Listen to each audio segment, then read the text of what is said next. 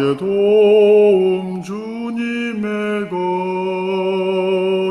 너의 발을 지키시고 이스라엘 지키시려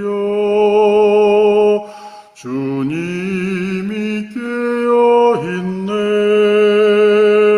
졸지도 않으시네. 한국천주교회 창립 200주년 기념 신약성서 마테오복음 12장 31절. 그러므로 여러분에게 말합니다. 사람들은 어떤 죄를 짓고 신속모독을 해도 다 용서받을 것입니다.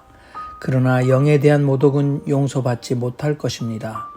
그리고 인자를 거슬러 말을 하는 사람은 용서받을 것입니다. 그러나 성령을 거슬러 말하는 사람은 이 세상에서도 오는 세상에서도 용서받지 못할 것입니다. 어떤 나무가 좋다고 합시다. 그 열매도 좋은 법입니다.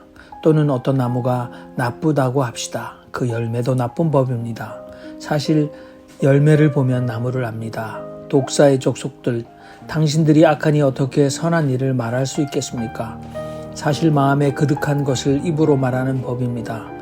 선한 사람은 선한 곳간에서 선한 것을 꺼내고 악한 사람은 악한 곳간에서 악한 것을 꺼냅니다.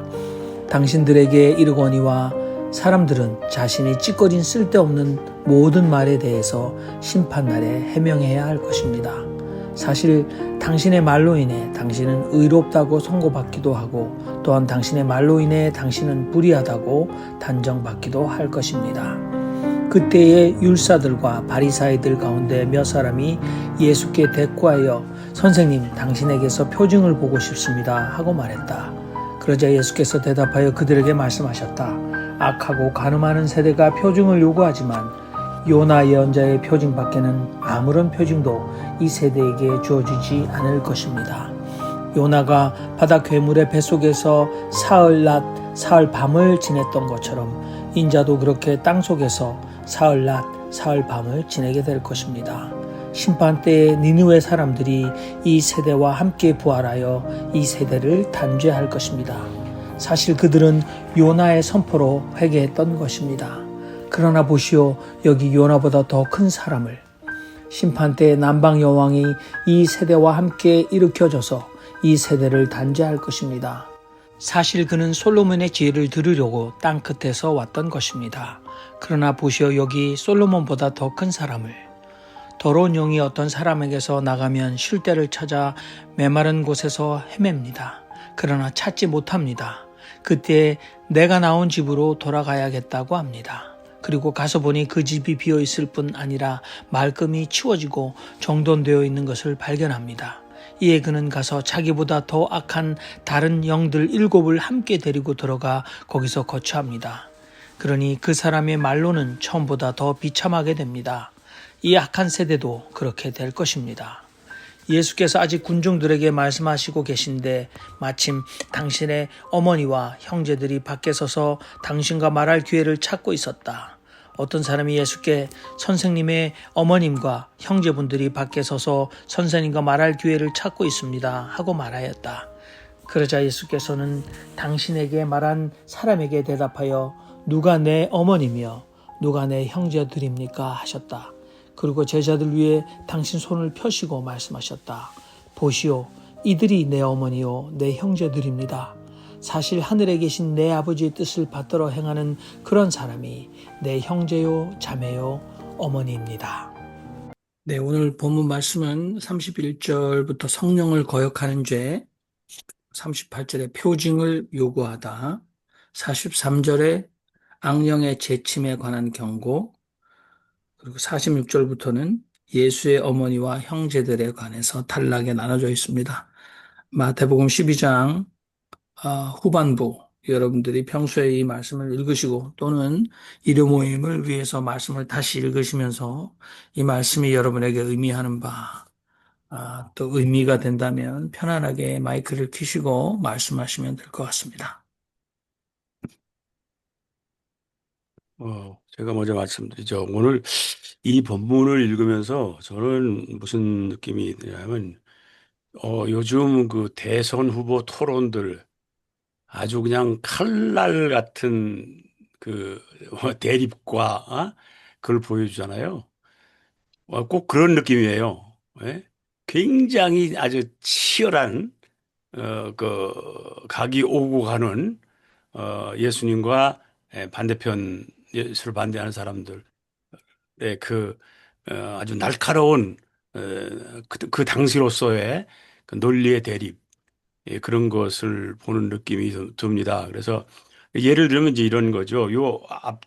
지난 시간에 나왔던 그 앞장에서 그 당시에 이제 사두개가 어제 기득권 세력 아니에요? 그리고 이제 바리새인들은 이제 그 당시로 말하면 뭐 제야 야당 같은 그런 바깥의 세력이고 근데 이 바리새인들은 자기들이 의롭다고 생각하고 사두개 너희들은 이제 부패했다 세상 그룹 그리고 자기들은 굉장히 이제 그러니까 의로운 것을 대표한다고 생각하고 있는데 이 난데없이 예수가 나타났단 말이에요. 그래서 그러니까 사두개들은 시비를 별로 안 거는데 이 바리새인들은 끈질기게 시비를 거는 거예요.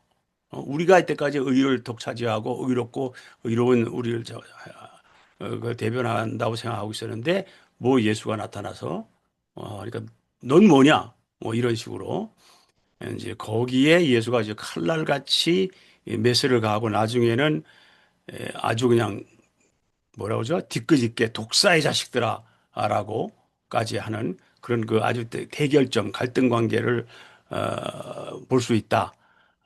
저는 이렇게 생각이 들었습니다. 그래서 아주 여기서 어떤 예수의 그 결연한 의지, 이게 뭐 그렇게 누이 좋고 매부 좋고 그런 얘기가 아니라 그런 모습을 보여준다. 그래서 결국 우리 신앙의 길은 그런 길이 아니겠는가. 결연한 의지로 가는 그래야만 되는 거 아닌가. 그런 생각이 들었습니다. 네, 감사합니다.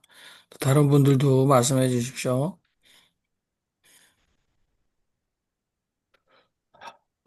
예, 제가 하겠습니다.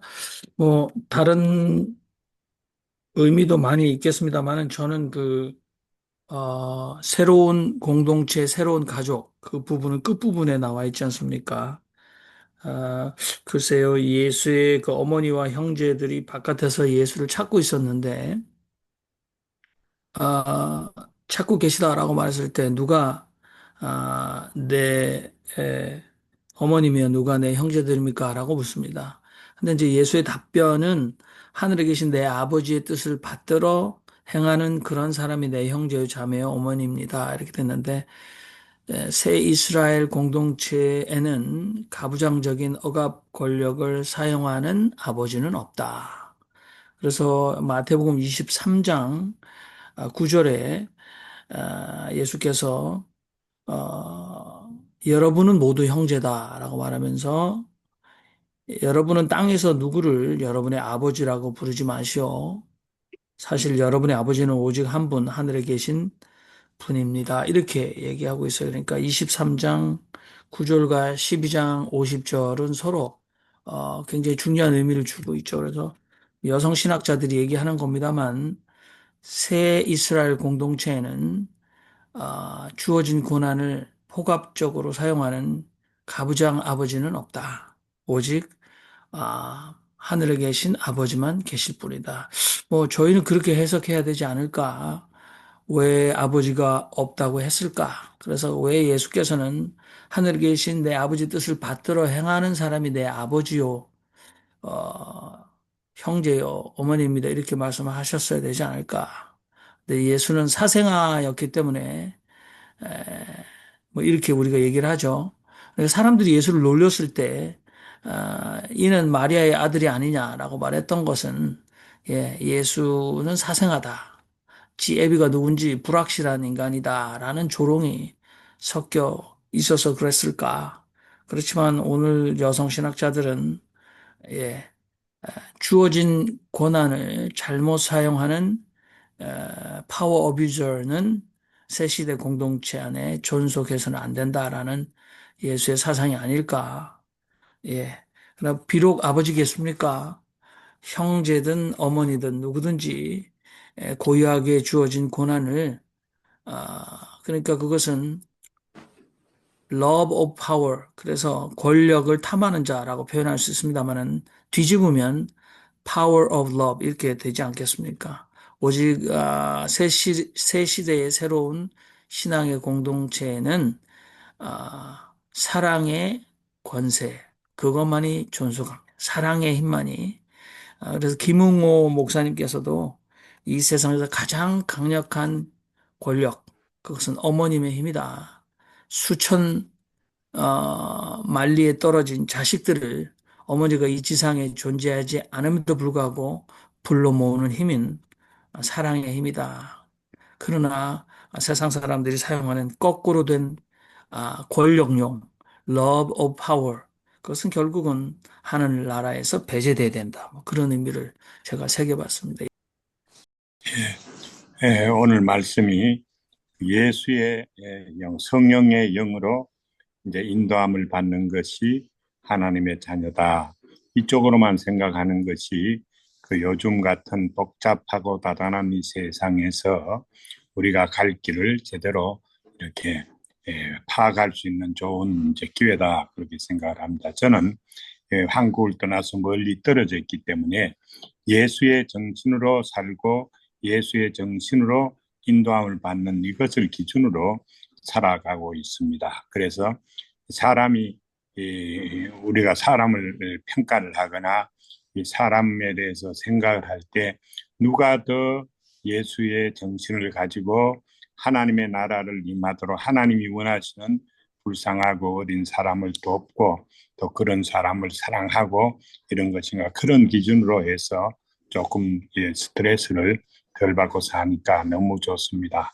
오늘 마태복음 같이 이 마태복음의 성령의 인도함을 받는 이런 크리스찬의 세계가 기독교 세계가 파당이나 분쟁이나 이런 정파나 교리나 신학에 매이지 말고 예수의 정신으로 성령의 인도함을 받는 그것을 기준으로 판단하면 너무 좋겠다 그런 생각을 해봤습니다. 감사합니다.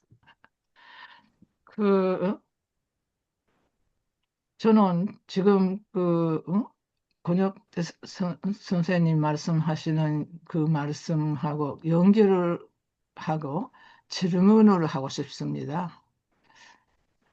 그 말씀 속에는 예수님이 하시는 말씀이 자기를 부인하는 것은 용서를 할 수가 있지만은 성령을 거역하는 것은 용서 못한다. 그러면은 예수를 거역하는 것이 무엇이고 성령을 거역하는 것은 무엇일까? 지금까지 그거 생각하고 있었어요. 그래서 제가 뭐 이것이다 할 수가 없는 것이 저는 언제나 예수 자신을 반대를 하는 것은 괜찮아도 예수님 하시는 말씀이 예수님을 얘기하는 계명 저는 그 계명이 가장 중요하다 하셨던 것 같이 해석을 했습니다. 그 계명이 예수님은 내 이웃을 자기 몸과 같이 사랑하라.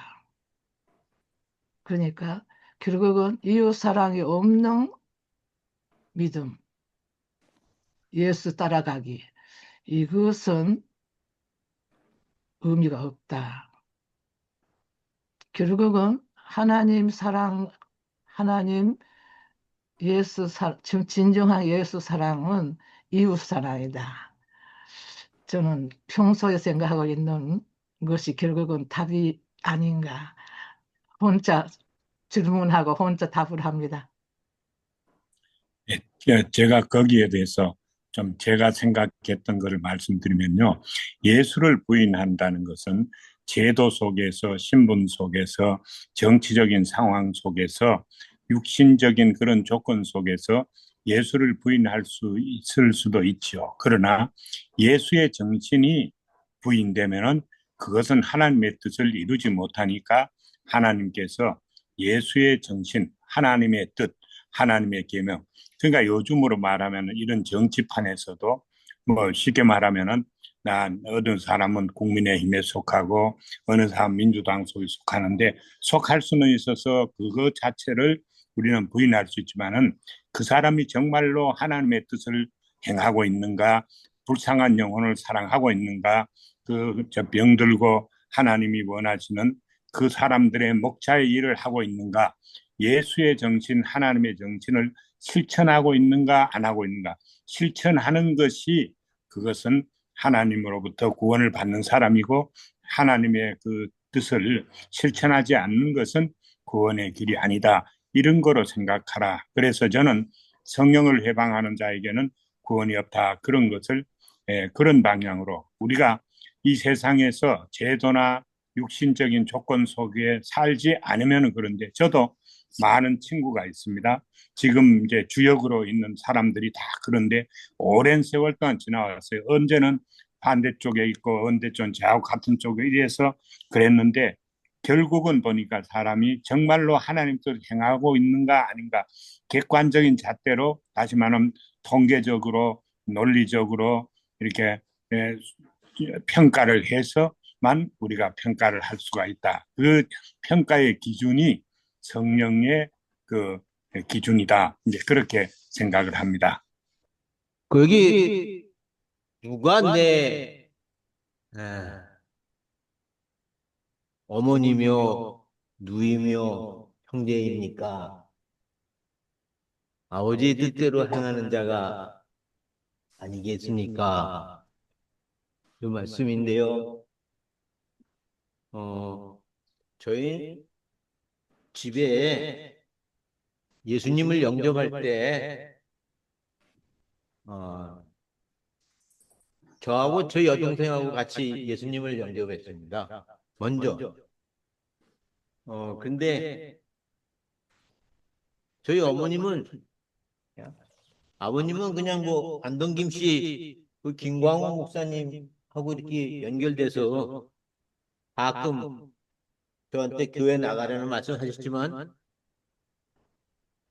반대하셨대요. 그리고 저희 어머님이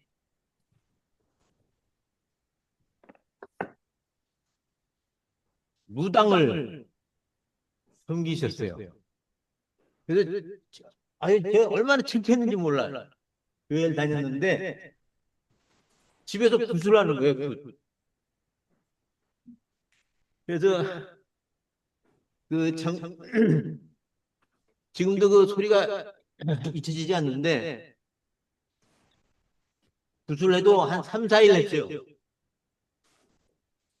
덩덩덩덩덩 덩덩덩덩덩 하면서 그 구슬할 때 아주 창피하고 그랬는데 어머님이 그걸 우리 주장하시기 때문에 어쩔 수가 없이 받아들이면서 이제 제가 신학교를 간다고 하니까 그때 어머님이 이제 바꾸기 시작했습니다. 그래서 오늘 여기 마태복음 말씀은 신앙을 받아들이고 그 신앙을 구체화할 때 아주 유효적절한 말씀이었다. 이렇게 고백을 드립니다. 저는 31장, 31절, 32절에서 모든 죄와 회방은 사하심을 얻되 성령을 회방하는 것은 사하심을 얻지 못한다고 했고, 그 밑에 32절도 성령을 거역하면 아무것도 사함을 받을 수 없다는 그런 말씀이 이제 두 번씩 연속 나오는데, 가장 저는 이게 마태복음 중에서 가장 핵심적인 것이 여기에 있지 않나. 왜 이렇게 성령을 강조했을까? 그럼 우리가 원죄를 지은 그런 것도 다 사하심을 받을 수 있는데 왜 성령만은 회방하거나 거역하면은 용서를 받지 못한다고 했을까? 여기서 성령이라는 것은 곧 하나님을 얘기하는 것입니다. 다석 선생님 말씀대로 하면 이게 어레나죠. 우리가 오늘 이따가 또 다석 선생님 말씀에서도 똑같이 나오는데 얼라를 회방하고 부인하는 것은 정말 조상 대대로 죄를 사함을 받지 못하는 것을 강조하는 거니까 하나님을 거역하는 자는 용서받을 길이 없다는 걸 더욱더 강조했습니다. 그런데 이러한 성령 얘기가 우리는 이 성경에만 있는 게 아니라 불경에도 똑같이 반야, 즉 불성을 거역하면은 부모를 죽인 자도 용서를 받을 수 있는데 이 불성 반야를 거역하는 자는 결코 용서를 받지 못한다는 말이 똑같이 나와요. 그래서 저는 그 불경을 보면서 어쩌면 이렇게 성경하고 똑같을까 하면서 아주 감복을 하고 있습니다. 그러니까 우리가 성령, 불교는 불성, 유교, 도교는 도 이렇게 얘기하는데 가장 그게 이제 핵심이라는 거죠. 그러니까 그걸 꼭 잡고 가라는 거. 그거를 절대 부인하지 말라. 유교는 뭘 말합니까? 하늘의 죄를 지으면 구원, 용서를 받을 길이 없다고 유교도 그렇게 얘기해요. 그러니까 다 같이 우리가 오늘 핵심은 성령, 불성, 하늘의 또 도, 여기에 어긋나서는 안 되겠다. 이거를 우리가 끝까지 잘 지켜나가면 좋겠다. 그런 생각입니다. 그 서양 신학자들은 논리적으로 장치를 만들어 버렸죠. 사실은 저희들이 대속론에서 예수의 십자가 보혈로 모든 죄를 눈과 같이 이게 만드신다. 근데 그 괄호치고 예외 성령을 거역하는 자 이렇게 신학적으로 해석하지 않지 않습니까? 과거와 현재와 미래의 죄까지 다 용서하신다. 그런데 이렇게 용서받지 못하는 죄, 그 unpardonable sin 이렇게 서양 신학자들은 장치를 어떻게 해석했냐면 용서받지 못하는 상태로 남아있을 뿐이다. 예수의 보혈은 모든 죄를 용서하지만 인간의 악의적이고 지속적인 거부로 인하여 시간 안에서 용서받지 못한 상태로 남아있을 뿐이다라고 얘기하는데 그런데 우리 김성건 선생님 말씀 참 명약관화하고 또 불경과 또 다석 선생님의 해결이 굉장히 맑고 밝은 그런 해석의 희망을 주시는 것 같은데요. 왜냐하면은 이 성령은 지금 현재 성령의 뜻이 너무나 왜곡되고 모독당하고 있지 않습니까? 사람들이 성령이 우리에게 그 온전하시고 예, 선하신 뜻을 우리에게 그렇게 쉽게 우리가 분간하지 못하는데 너무 많은 사람들이 이것이 성령의 뜻이다. 성령이 말씀하셨다. 이렇게 계속 어뷰즈를 하고 있거든요. 그래서 저는 여전히 여러분들이 말씀하셨지만 성령의 뜻을 거역한다는 게 내 삶에서 성령의 뜻을 거역한다는 게 무엇일까? 뭔가 그런 질문이 너무 깊게 되고 있지만 우리 김성원 선생님이나 다석 선생님 제가 볼 때는 너무나 맑고 밝게 하늘의 뜻을 거역하는 것이다. 이렇게 말씀해 주셔서 얘기가 진척이 될 수 있을 것 같습니다. 우리 전혀 여기에서 그 35장에 선한 사람은 선한 것을 갖다가 내고 악한 사람은 악한 것을 낸다. 이게 딱 꽂혔는데요. 요새 그 토론 같은 걸 보면서 선한 사람이 악한 말이 안 나오고 악한 사람이 선한 말이 안 나와요. 보면은 그 말하는 것 자체가 자기의 본성을 갖다가 드러내기 때문에 그러니까 그 후보자들 이렇게 보면은 그 사람들이 하면은 그 사람이 착한 사람인가 선한 사람인가를 금방 알 수 있어요. 그래서 우리가 그다 정말 근데 우리가 정말 이게 우리 모든 국민들이 똑똑해야지 그걸 알아듣는데 그걸 또 못 알아듣는 사람들이 많으니까 악한 사람을 뽑은 거예요. 윤석열이를 뽑았듯이. 그게 다수가 그걸 갖다 이겼는데, 하여튼 윤석열이는 다수가 과반수가 넘었기 때문에 뽑혔잖아요. 그렇기 때문에 했는데, 하여튼 그 선한 사람이 선한 말이 나온다. 악한 사람은 왜냐면 열매도 그랬잖아요. 좋은 열매에서 좋은 열매가 나오고 나쁜 열매는 그 뭐가 상한 그 열매를 해서 그 열매가 다 조금 상한 것이 나오듯이 우리가 정말 그 후보자들 보면 그 입에서 나오는 말들이 그렇게 정말 악의적인 말을 나오는 사람 저 사람 정말 악의가 있나 이렇게 생각이 되고 그리고 그 성령이라는 걸 갖다 저는 생각하기에는 성령에 오베이한다는 거는 하나님 성경 말씀에 을 굉장히 오베해야 된다는 것 같아요. 성경 말씀 자체가 하나님 말씀이니까 성경 말씀을 따라야 된다. 성경 말씀을 기준으로 해서 성과 악을 갖다가 우리가 구별해야 된다. 저는 그렇게 생각하고 있습니다. 예, 저도 성령의 뜻이 무엇일까 깊이 상고하면서 성경 읽을 때마다 오해받고 하는 부분이 성령이라는 말씀이라는 것을 또 느끼는데 저는 요즘 그 도스토옙스키의 대신문관, 까라마조프가 연결해 나오는 대신문관 이야기, 그거를 다시 한번 좀 보고 있는데, 좀 연결시켜가지고, 이단자를 처형하는 사람이 대신문관이었는데, 16세기 세빌리아의 그 스페인 광장에 나타난 예수의 재림, 그거를 보면서 이 대신문관은 조용히 지하실에 감금해 버립니다. 그리고 자기가 예수로부터 받았던 그 모든 교권과 기독교의 교리와 이 모든 것들을 이용해서 대신문관이 예수한테 막 질타하고 논리적으로 따지고 왜 당신은 우리한테 자유를 허락하면서 우리를 또 고통에 빠지게 했냐면서 이렇게 얘기하는 부분들을 보면서 근데 예수님은 거기에서 아무 답변 안 하고 침묵으로 일관하면서 이제 끝나는 이제 그런 부분인데 저는 오늘 그 성령의 뜻을 거부하는 것은 용서를 받지 못한다. 이 말씀 속에서 오늘날의 교회와 예수의 정신이 과연 무엇일까? 그리고 우리가 예수님을 믿고 따른다고 하지만 교회가 행하고 있는 그런 모든 좌절과 이 모든 아픔 이런 것들이 과연 무엇일까?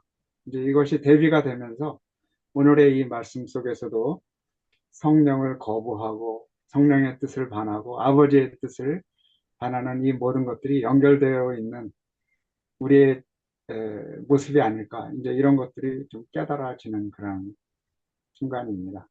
그래서 성령의 뜻은 예수가 와도 예수를 잡아버리는 진짜 예수가 와도 예수를 잡아먹고 마는 예수가 남긴 이 유산들, 이 잘못된 유산들, 이제 이런 것들과 구별하게 만드는 것이 아닌가.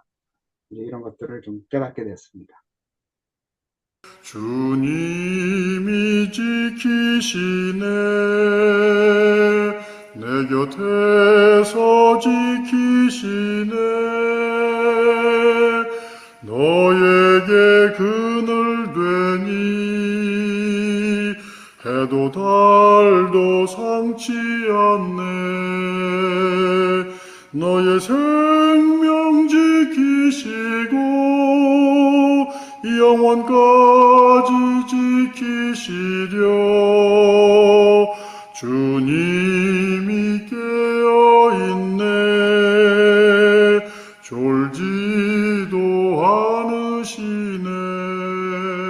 사람의 몸뚱이라는 것은 벗어버릴 허물 같은 옷이지 별거 아니다.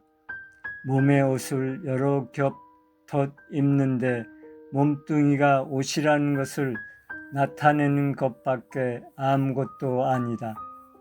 속옷, 겉옷 아무리 겹겹이 입었더라도 벗어버릴 것밖에 아무것도 아니다. 옷은 마침내 벗어버릴 것이라 결국 사람의 임자는 어리다. 사람의 생명에서 불멸하는 것은 얼라뿐이다. 입은 옷이 아무리 화려하고 찬란해도 낡으면 벗어 던지게 된다. 그것이 비록 살 옷이라도 몸 옷이라도 늙으면 마침내 벗어버리고 만다. 그리고 드러난 것은 얼라뿐이다. 얼라는 영원한 생명인 하느님이시다.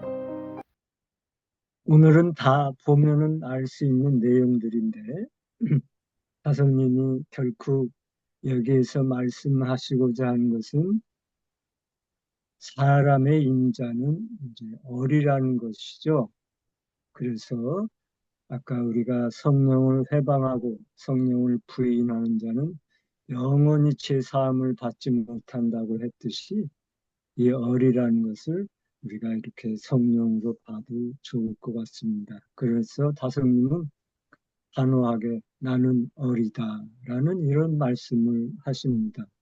그래서 저희들이 앞으로 나는 어리다라는 말을 한번 화두에 두고 그것이 뭔가 한번 더 생각해 보면 믿음이 더욱더 배가 되지 않을까 그런 생각을 합니다. 그래서 어떤 외부적인 것들, 거칠애 같은 것들 이런 것들을 이제 다 정리하고 우리가 자꾸만 마음이 바깥으로 향하는 그런 마음을 안으로 자꾸만 자기 내면의 세계로 자기 밑둥 깊이 깊이 파고 들어갈 수 있도록 그렇게 힘써야 되는 것이 아닌가. 그래서 우리가 다솜님은 이제 살 옷, 육옷이라고 하죠. 한문으로 하면 살자가 육자니까 그다음에 몸은 몸신자가 있어서 몸옷이라고 했지만은 우리가 아무리 이런 것을 화려하게 입어도 다 벗어버릴 것밖에 안 된다. 우리의 인자가 어디니까 거기에 모든 정신 우리가 성령의 온 힘을 다 쏟듯이 그러면 더없이 좋겠다라는 말씀하시죠. 그래서 곧 얼라는 그런 어레 나는 뭔가 곧 영원한 생명이 이제 하나님과 같다라는 말씀을 하십니다. 그리고 여기에는 없지만 다성님이 참 이 멋진 말을 했어요. 요걸 하나 제가 소개 더 시켜드리고자 합니다. 이 세상에 나온 게 몸과 살이다.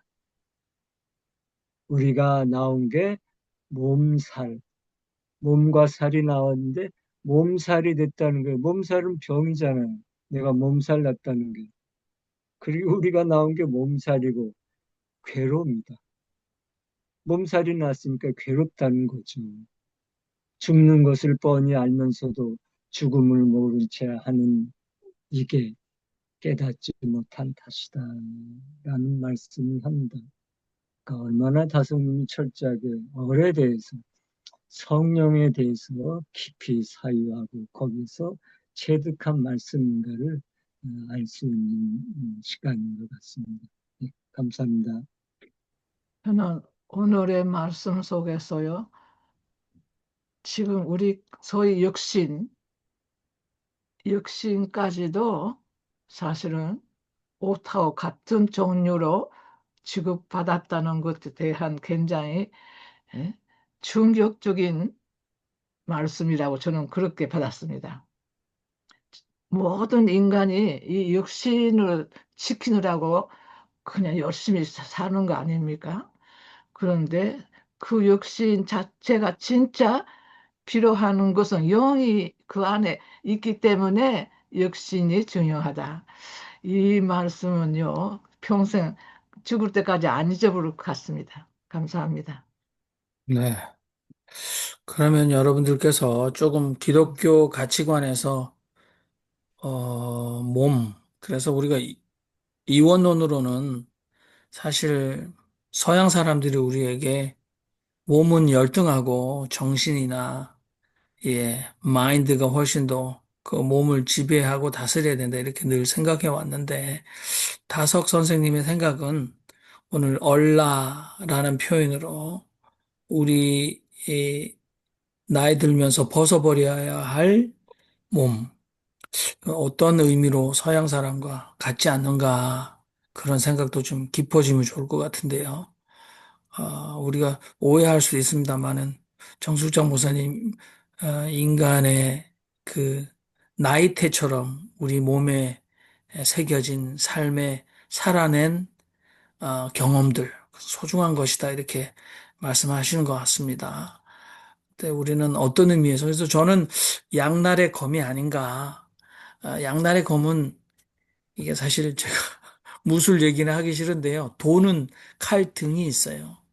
그런데 이제 도 100일, 그래서 옛날에 병사들이 도를 100일 수련하면 전장에 내보냈고, 창 1000일, 창을 쓰려면 1000일, 그러니까 3년 이상은 수련해야 된다. 근데 검은 만일을 수련해야 된다. 그래서 검을 사용하는 사람은 장수들만 검이 주어졌죠. 물론 검이 만들기 어려워서 그럴 수도 있겠습니다만은 검은 양날입니다. 그래서 제가 잘못 쓰면 내 몸을 베개도 할 수 있는 거거든요. 그렇다면 우리가 입고 있는 몸은 때로는 너무나 소중한 검입니다만, 근데 잘못 쓰면 나를 망칠 수 있는, 나를 망하게 만드는. 그래서 프랑스의 철학자인가요? 이름은 뭐 우리가 들먹거릴 필요 없겠습니다만은 인간의 권한이 나는 나를 파괴할 권한이 있다. 그래서 인간이 스스로 동양에서 이 부모가 물려주신 몸을 굉장히 귀하게 여겼는데 나는 내 몸을 스스로 파괴할 만한 내가 내 목숨을 끊어버릴 만한 권한이 있듯이 내 몸도 내가 스스로 파괴할 권한이 우리에게 그 정도 절대적 권한이 있는가? 서양 사람은 어떤 의미에서 불의한 권력에 저항할 때 나는 내 몸의 주체다. 그래서 내 몸은 내가 결정한다. 그래서 사실은 지금 낙태의 고난도 첨예하게 대립하고 있지 않습니까? 인간이 생존할 권리와 뱃속에 잉태된 생명, 그래서 스스로 생존할 권리를 모두 포기하고 무조건 살려내야 되는 것인가? 뭐 굉장히 우리가 쉽지 않은 고민 가운데 있는 건 사실인데 이 몸을 우리가 어떻게 해야 되나? 그런데 늘 말씀드립니다만 다석 선생님이 보셨던 이 육의 옷, 몸의 옷은 무엇인가? 좀 구분해야 될 것 같다. 그런 고민이 깊어집니다.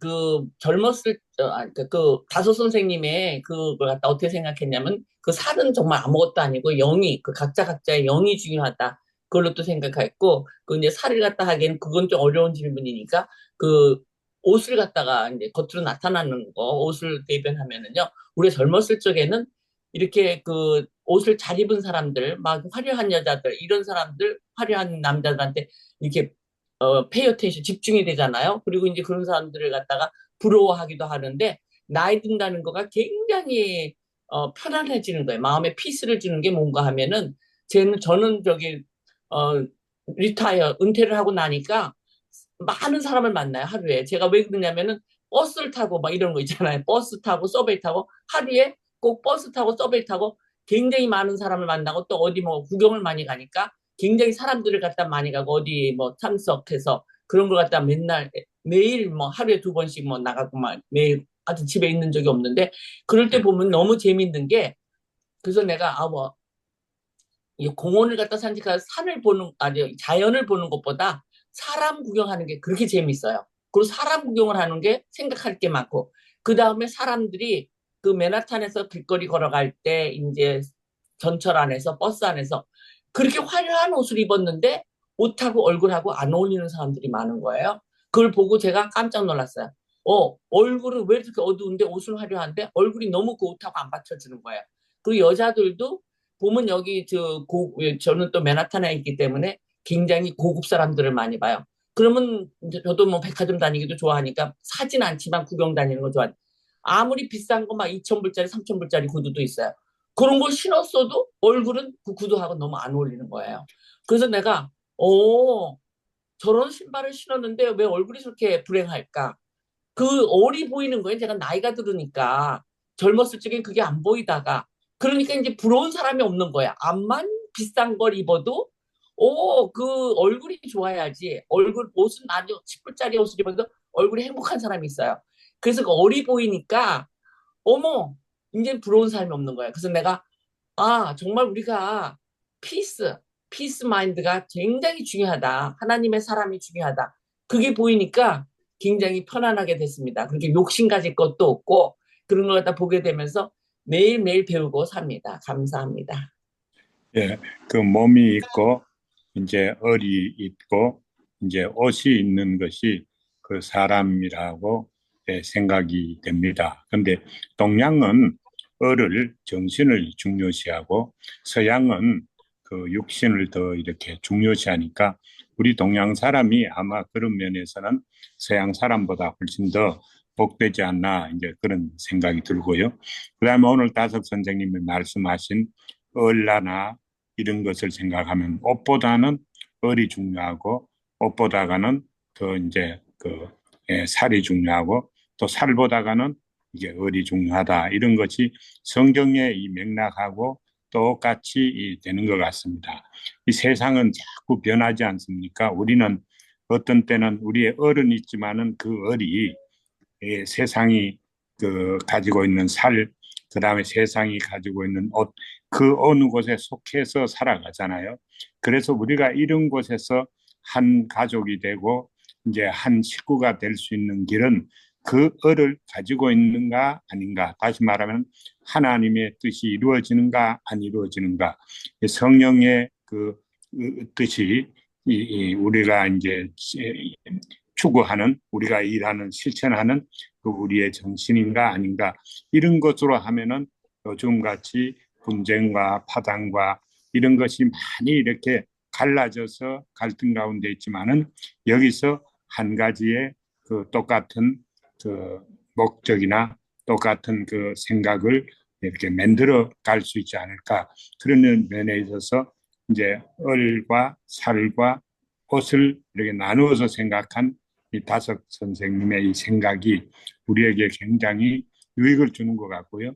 또 하나는 성경이 결국은 성령의 뜻으로 아니면은 예수의 정신으로 하나님의 계명의 본 뜻으로 우리가 살아야만 되겠다. 저는 많은 사람들을 전에 이제 같이 지내오다가 어떤 때는 이쪽에 가 있고 어떤 때는 저쪽에 가 있고 이걸 어떻게 조금 다시 추스를까 그랬는데 이런 성령의 뜻을 예수님이 오늘 말씀하신 것 같이 하나님의 뜻대로 행하는 내 뜻대로 행하는 자가 내 가족이요 형제다. 여기에 해답이 있지 않는가. 그러니까 우리의 을을 가지고 살아가는 것이 이게 가장 좋다고 말한 다섯 선생님의 생각이 참 좋은 생각이다. 그런 생각을 해봤습니다. 감사합니다. 예, 저는 이번 주에 저는 저 김상재 목사님을 만났어요. 그래서 이제 이렇게 지나간 날에 대해서 얘기를 하다가 그러니까 한 50여 년 전에 전도사 생활할 때 저는 그 당시에는 그 워치먼리에 아주 젖어 있었거든요. 그러니까 영혼 육 그 삼분설. 그러니까 그 김상재 목사님 그런 얘기 하더라고요. 아, 그때는 다 그랬던 것 같다고. 난, 저는 저만 뭐 그랬나 그랬더니 다 그랬던 것 같다고 그러더라고요. 그래서 그때 오치만리가 뭐 한국 교회를 막 휩쓸었죠. 한 50여 년 전에. 그게 아주 자연스러웠어요. 근데 지금 이 다적 선생은 뭐 어느 걸 읽어도 자연스러워요. 지금은 그대로 다적 선생이 그렇지 뭐 이런 생각이 듭니다. 근데 문제는 어떻게라는 거거든요. 이제 뭐 나이를 먹으니까 이제 자꾸 아픈 데가 나타난단 말이에요. 그러다 보니까 이제 죽음에 대해서 하루 생각하지 않은 날이 없어요. 더군다나 우리는 뭐 또 우리가 동갑이고 그러니까 와이프도 자꾸 아프고 뭐 그러니까. 그래서 그 뭐 죽는 것도 대강 좀 정리가 된 것 같은데, 아, 이거 정말 육을 버리고 뭐 어를 찾아서 이게 어떻게 구체적인 방법이 이게 좀 막연해요. 솔직히 말씀드려서. 예, 그렇습니다. 예. 그, 저는 어떤 분한테 이런 얘기를 들었어요.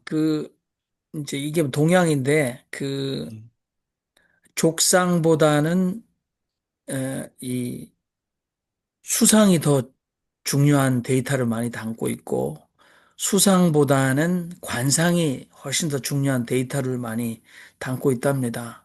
삶의 흔적이죠, 나이테처럼.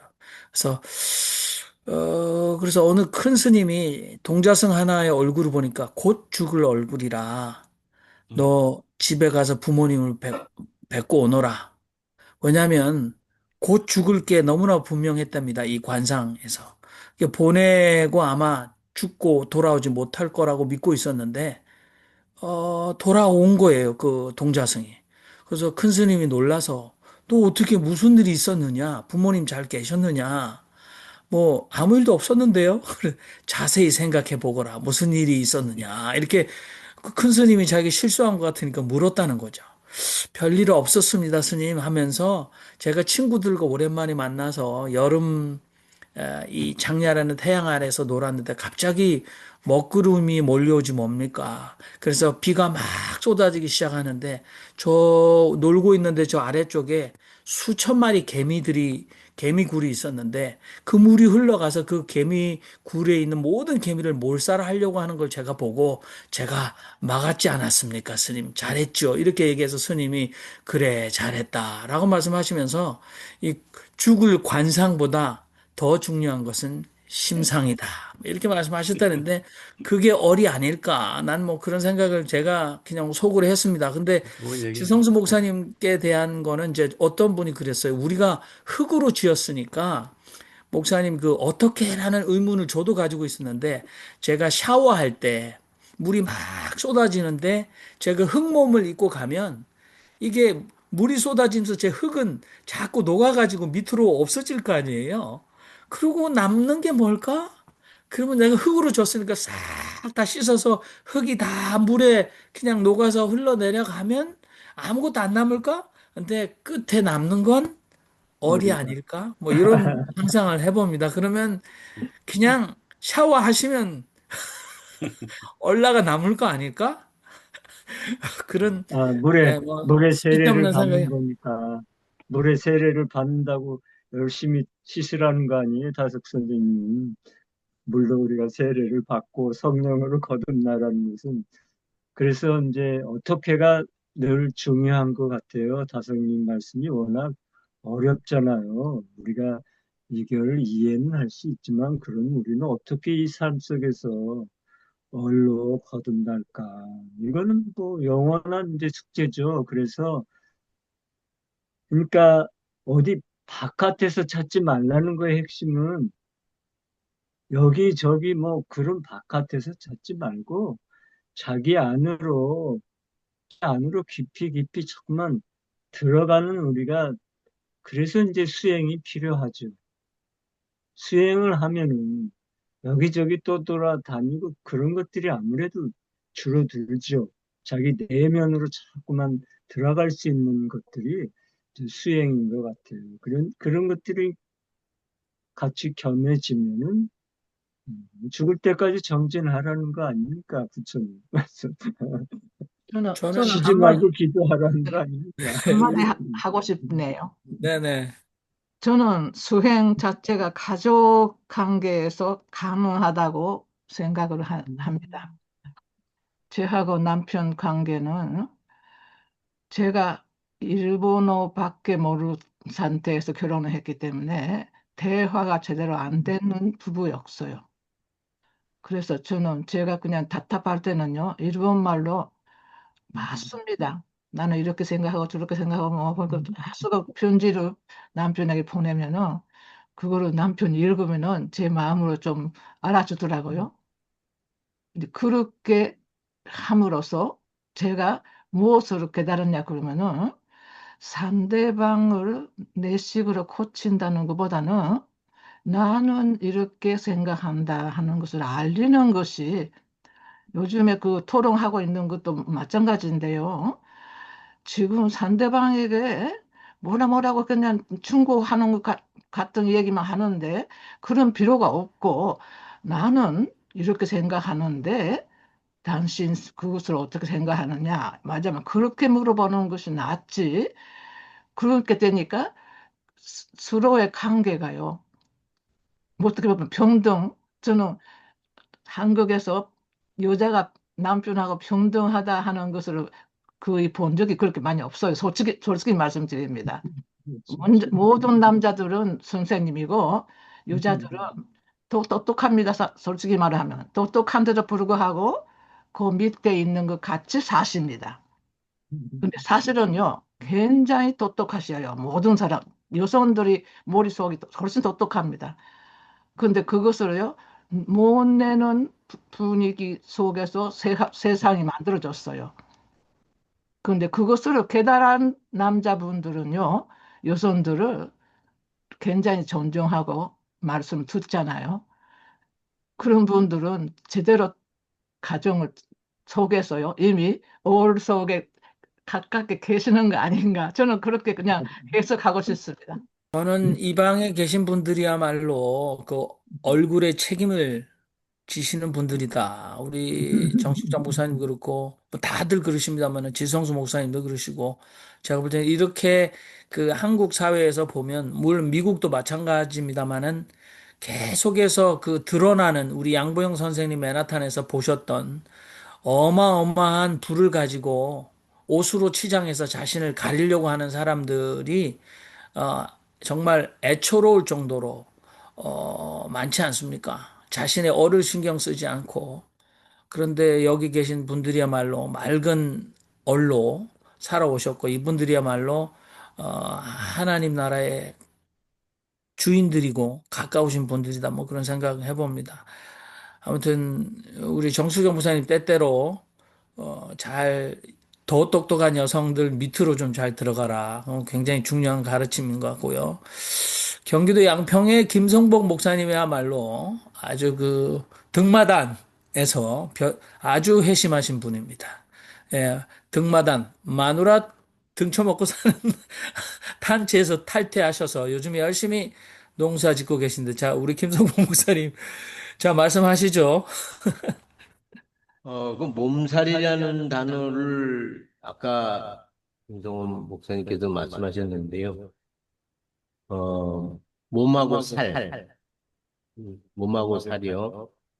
그래서 제가 이 산스크리트어에서는 어떻게 얘기하고 있는가, 지금 급하게 좀 찾아봤습니다. 근데 그 살이라는 게,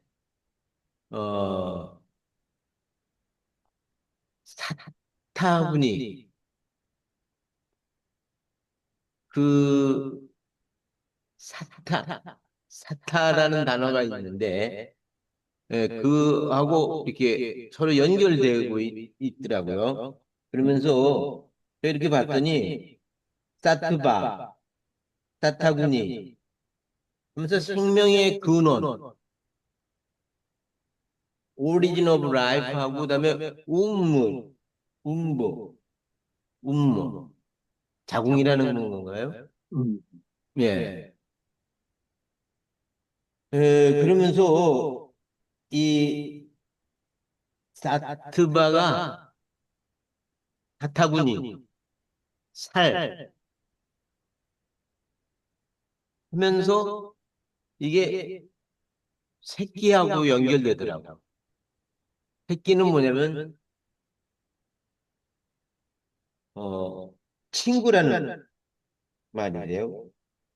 그래서 옛날에는 새끼 이 말이 우리 사투리에서 산스크리트어에서는 친구라는 뜻이었다 하는 것이죠. 어쨌든 이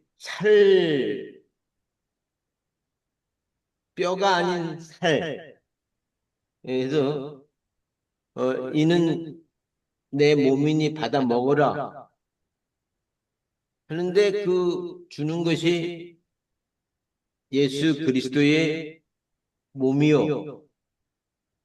그것을 우리가 또 받아 먹을 때 이것이 살이다. 이제 이렇게 받아들이게 되죠. 그래서 받아 먹어라. 이는 내 몸이다 했을 때 성령이 그곳에 임재하신다. 성령 임재설 혹은 뭐 화채설 뭐 영적 임재설 봉제설까지. 예. 어쨌든 내 몸이니 받아 먹으라 해서 물질로만 들어가는, 살로만 들어가는 것이 아니라 영도 내 몸으로 들어간다. 영도 내 몸으로 들어가서 영육간에 하나가 된다는 그 성찬식의 그 거룩한 분위기 이해가 될 수 있습니다. 오늘 다석 선생님의 말씀은 다 쉽게 이해가 되고, 그러면서도 살이라는 말이 이제 히라반가요? 거기에 사르크, 그거하고도 연관이 되는 것 같아서 살과 사르크 되는데, 엑스레이를 찍으면은 아무리 화려한 옷을 입어도 다 똑같게 나오잖아요. 살은 물론 잘 안 보이겠지만은 없어지는 거니까. 네, 그래서 오늘 말씀과 같이 에, 어른, 살은 없어지지만 어른 영혼에 남는다. 이제 이런 측면에서 우리가 저도 이 일요일만큼은 제 이름을 석자 돌림으로 해서 형석, 빛나게 했으면 어떨까 해서 형석으로 불러주시면 좋겠습니다. 감사합니다. 근데 내가 요새 꽂힌 성경 구절이 있어요. 그것도 내가 옛날에 들어본 적이 없는 것 같은데 처음 이게 딱 꽂히는데, 이사야서 43장의 4절에 너희가 너를 갖다가 영화롭게 하고 보배롭게 하겠다, 인말사에 I love you가 나오잖아요. 하나님이 그러면서 내가 너의 생명을 다른 사람과 바꿔서 너를 연장시켜 주겠다는 그 말씀이 나와요. 4장에 43장 4절에. 그걸 갖다 들으면서 성경 말씀을 내 거라고 하면은 몸이 약할 때 이러면 그 힘이 얻어. 근데 정신이 몸을 움직이거든요. 그렇기 때문에 동자승의 그 생명이 연장됐듯이 이 성경에도 그게 나옵니다. 43장의 4절에 그게 네가 네 눈에 보배롭고 존귀하여 내가 너를 사랑하였은즉 내가 네 대신에 사람들을 내어주며 백성들이 내 생명을 대신하리라. 그러니까 이게 나는 영어를 이걸 갖다 외웠는데요. 그러니까 인말 사이트에 네가 너를 갖다가 정말 영화롭게 하고 보배롭게 하면서 또 너의 생명까지도 다른 사람을 연장해서 주겠다. 물론 우리가 이기적인 거가 좀 나오죠. 왜 다른 사람 생명을 내가 또 간다. 그렇지만 그게 아니라 하나님이 너를, 내 사람을 더 이 세상에 남게 하겠다. 오랫동안 네가 할 일이 있으니까. 이걸 갖다 하기 때문에 우리는 건강하게 살 의무가 있고 건강하게 살아야 된다. 그래서 몸이 약할 때 내가 이 성경 구절을 갖다가 외우는 거예요. 그래서 내가 하나님이 나를 갖다가 이렇게 다른 사람, 그때 왜냐면 갑자기 뭐 정신이 잃어서 내가 넘어졌을 때 티끌 하나 안 다치고 딱 일어난 거랑 이런 거 죽을 고비를 갖다 몇 번을 갖다 넘겼어요. 많이. 그리고 뭐 자전거가 내 앞 갔다 막 1초 진간으로 막 세게 지나갈 때라든가 차가 막 지나갈 때라든가 이런 걸 느꼈으면서 하나님이 보호하셔야 산다. 근데 이 성경 구조를 내 걸로 믿으면 내 거가 되는 거예요. 그러니까 믿고 그랬다가 머릿속에 항상 넣고 있으면은 정신력이 강해야 몸이 강해진다. 그래서 이것도 좀 강하게 마음을 가지셔야지 몸이 강해집니다. 감사합니다. 마태복음에서 하는 얘기도 그렇고, 그 다음에 우리 다석 선생님 얘기도 그렇고, 살다 보면은 세상에는 지고지순한 선이라는 게 있는데, 다석 선생님이 말이 이제 옷을 아무리 호화롭게 입어도 그것이 얘기하는 게 뭐냐면 내가 생각에는 이래요.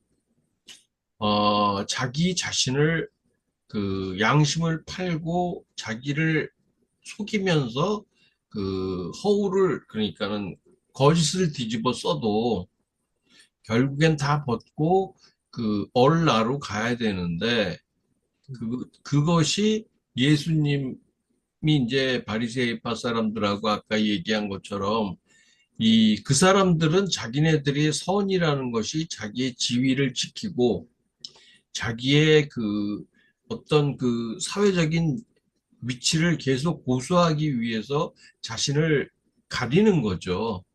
그러니까는 그 사람도 아마 그런 게 있을 거예요. 근데도 그 자기의 그 모순된 그런 것을 가리기 위해서 예수님을 협박하고 음해하면서 그런 얘기를 하는 것 같더라고요. 그리고 그 모든 것이 간단하게 얘기하면은 자기가 옷을 아무리 잘 입고 그 화장을 이쁘게 하고 뭐 그 명품으로 휘감아도 결국은 그 사람은 그 사람일 뿐이지 그 사람이 명품이 될 수는 없잖아요. 그것 때문에 아마 지고지순한 선을 위해서 그 사람들은 살고 있는데 그것 때문에 점점 타락해가고 그러다 보면 그 지고지순한 선을 잃어버리는 거. 나는 그게 아마 그 하나님의 그, 그 배신하는 그런 적인 것 같아요. 그러니까 그런 것을 어느 순간에 벗어버리고 참나로, 얼나로 갈 수 있는 그런 것을 그 사람들은 살면서 유지하는 게 좋을 것 같은 생각이 드네요. 우리가 이제 마무리를 하도록 하겠습니다. 우리가 한마디씩 화살기도 여러분 삶 가운데 가장 중요한 하늘의 연결과 하늘의 개입을 바라는 일 앞에 우리가 기도하도록 하겠습니다. 기도하시죠. 살아계신 하나님, 앞으로 남은 9일 동안 대한민국의 국민 주권 시대를 열 국민들 한 사람 한 사람의 마음속에 얼을 차리게 해주시고 얼빠진 선택을 하지 않도록 하나님이 역사하여 주시옵소서. 아멘. 거짓과 진실이 혼미하게 얽혀 있습니다. 이 선거판이라는 것이 그런 것인 줄 언제나 그런 것인 줄 알지만 이번만큼은 분명하게 드러날 수 있도록 눈을 밝혀 주시옵소서. 아멘. 하나님의 정의가 이번 선거에서 우리나라에 있다는 것을 모두가 확인할 수 있는 결과가 되기를 바랍니다. 하나님, 우리를 버리지 마시고 지켜주시옵소서. 아멘. 하나님, 우리가 어디에 있더라도 하나님의 뜻이 하늘에서 이루어진 것 같이 온전히 이루어지게 하여 주시고, 우리가 어느 것에 육신의 옷을 입더라도 하나님의 영이 우리 속을 지배하고 하나님의 나라가 우리 속에 이루어질 수 있도록 백성을 사랑하며 하나님이 사랑하던 백성을 돕고 하나님의 백성을 인도하는 목자의 삶을 살 수 있도록 우리를 인도해 주시옵소서. 아멘. 정의는 언제나 승리한다는 당신의 말을 믿고 우리는 항상 기다립니다. 주여, 이 나라가 올바르게 가게 해 주시옵소서. 아멘. 우리의 삶이 순간이라도 성령을 거역하지 않는 삶이 되게 하여 주시옵고 우리의 임자인 얼을 찾아 얼라로 우뚝 솟는 그날이 오기를 간절히 소망합니다. 아멘. 대한민국이 새로운 나라가 되었음을 감사합니다. 아멘. 아버지, 당신의 뜻대로, 진리의 뜻대로, 성령의 뜻대로 우리 대한민국이 바른 선택으로 나아갈 수 있도록 이끌어 주시옵소서. 아멘. 살아계신 하나님, 이 나라를 당신께서 친히 주재하여 주시옵소서. 아멘.